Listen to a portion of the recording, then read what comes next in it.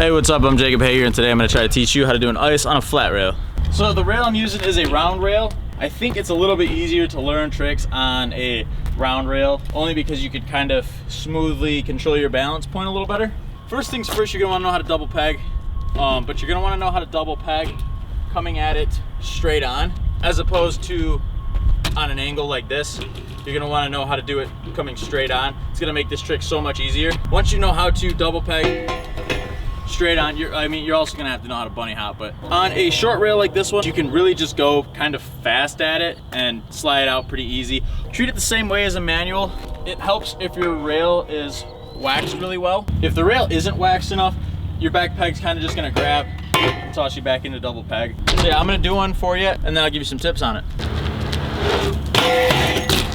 First things first, like I said, the approach to it, I like to come straight on. I never really go at an ice from the side like this. If I do, I try to point my bike in the same direction as the rail and then hop to the right, as opposed to coming on an angle at it. And for it to come at it straight on, so like this, bunny hop, like I said, it's just like a manual for the most part, except for you'll feel a little resistance. Just like a manual, you're gonna lock your arms and use your legs to balance, so you're gonna bend your knees, kind of shift your weight. Now, you don't necessarily have to know how to manual well to do this. As long as the rail's waxed nicely, you can kind of just lock into that ice and ride it all the way out.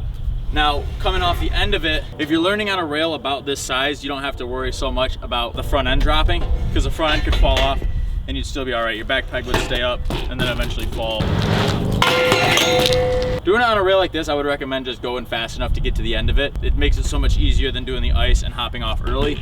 Now, with this rail being this short, you don't really have to worry about bouncing side to side. If you go fast enough, you'll make it to the end of the rail and you probably won't lose your balance. If you were doing this on a longer flat rail, just like a double peg or just like a manual balancing, you're just gonna turn your knees to keep yourself centered with the rail. So if you start to fall to the left, you turn your knees to bring your body weight to the right, and then vice versa. Kind of just use your knees to shift your weight back and forth above the rail. So those are my tips on how to do an ice on a flat rail. Like I said, mine's a round rail, so I think it's a little bit easier to do it on. So hopefully this video helps you out. This is the part of the video where I tell you to go check out thehagerco.com. You can get this hoodie as well as a bunch of other stuff. So go check it out. If you like videos like this and want to see more, subscribe so you don't miss out. Thanks for watching. We'll see you later.